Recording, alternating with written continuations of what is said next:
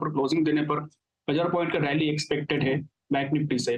तो overall sentiment मेरे ख्याल से पॉजिटिव रहना चाहिए। निफ्टी में जब तक 21,800 के ऊपर है, तब तक पॉजिटिविटी बरकरार रहेगा। स्ट्रेंथ बढ़ेगा 22,225 के ऊपर क्लोजिंग देने पर।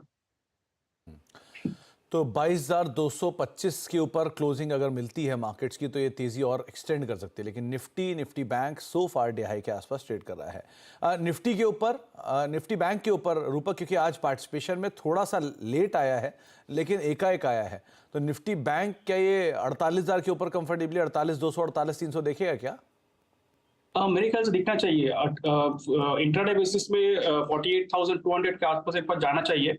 क्लोजिंग देखना पड़ेगा। क्लोजिंग 48,000 के ऊपर होता है तो और भी बेहतर हो जाएगा।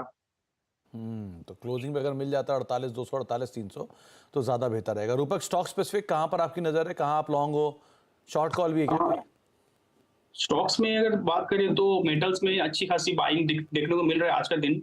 तो मेरा जो स्टॉक रहेगा, सेल में रहेगा एक कॉल। तो सेल ने एक कंसोलिडेशन था 2 दिन का, कंसोलिडेशन ब्रेकआउट दिया राइजिंग वॉल्यूम के साथ। तो मेरे ख्याल से जो पॉजिटिविटी क्रिएटेड हुआ वो सेल को 172 तक लेके जा सकता है वेरी शॉर्ट टर्म में। और एक स्टॉप लॉस मेंटेन करना होगा 157 का। और दूसरी कॉल रहेगा मेरा इंडस टावर में। ये स्टॉक ने भी एक रिवर्सल पैटर्न फॉर्म किया, कैंडलस्टिक पैटर्न फॉर्म किया, और उसके बाद एक रैली आया स्टॉक में, इंपॉर्टेंट मूविंग एवरेज को सस्टेन कर रहा है। तो ये स्टॉक मेरे ख्याल से 357 तक जा सकता है वेरी नियर टर्म में। और नीचे एक स्टॉप लॉस मेंटेन करना होगा 330 पे। तो 330 का एक स्टॉप लॉस लेकर आप इंडस टावर में लॉन्ग साइड पर अपनी पोजीशंस को बना के चल सकते हैं। और दूसरा Steel Authority of India Limited, SAIL metal वैसे भी आज बढ़िया तेजी में है, तो सेल में आप बेट कर सकते हैं। 172 रुपये के टारगेट्स के लिए आप लॉन्ग साइड पे जाएंगे। 157 का एक स्टॉप लॉस यहाँ पर मेंटेन करके चलने की राय आपको दी जा रही है। चलिए अब कुछ और मिड कैप स्टॉक्स के ऊपर ही फोकस कर लेते हैं। किस तरह का स्टेट अभी मार्केट्स के अंदर अपमूव आते हुए दिखाई पड़ रहे हैं। मिड कैप इंडेक्स वैसे भी डे हाई के आसपास आ चुका है, तो करीब करीब 3/4% का उछाल यहाँ पर है। 50,130 के जोन्स पे मिड कैप इंडेक्स कामकाज कर रहा है। मिड कैप के बढ़ने वाले शेयरों में पहले नाम आता है इंजीनियर्स इंडिया लिमिटेड के। पूरा पीएसयू बास्केट आपकी स्क्रीन पर आप देखेंगे, खासतौर से है तो चढ़ने वाले, लेकिन 4 में से 3 नाम पीएसयू के हैं।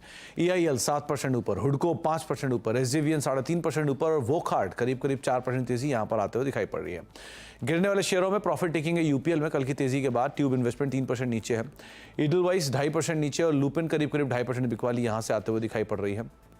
मेटल शेयरों में आज रफ्तार है, तो अभी सेल जिसकी बात रूपक कर रहे थे, जेएसपीएल नंबर्स के बाद 4% चला। हिंदुस्तान कॉपर 3.5% ऊपर और नाल्को करीब करीब 5% तेजी यहां पर भी आते हुए दिखाई पड़ रही है। रियल स्टेट स्पेस में एक बढ़िया अपमूव है, इसमें पूर्वांकरा 5% ऊपर, डीबी रियल्टी 4% ऊपर, मैक्रोटेक 2.5% ऊपर और प्रेस्टीज एस्टेट करीब करीब 2% तेजी यहाँ पर भी देखने को मिल रही है। पावर शेयरों में एसजेवीएन 3.5% ऊपर है, अदानी पावर 5.5% ऊपर है, टोरेंट पावर 4% ऊपर है और जेएसडब्ल्यू एनर्जी भी करीब करीब 3.5% तेजी के साथ कामकाज कर रहा है। और रेलवे में तो आज ज़बरदस्त रफ्तार है, तो चाहे रेलटेल हो 8.5%, आरबीएनएल हो 6%, एयरकॉन हो 7%, टेक्समैको हो 3% तेजी यहाँ से भी आते हुए दिखाई पड़ रही है। तो रेलवे शेयर आज वैसे भी अच्छे अपमूव के साथ कामकाज करते हुए दिखाई पड़ रहे हैं। तो ओवरऑल मार्केट्स के अंदर एक अच्छी रफ्तार है, जिसमें अलग अलग पीएसयू बास्केट या रेलवेज या डिफेंस यहाँ पर भी एक अपमूव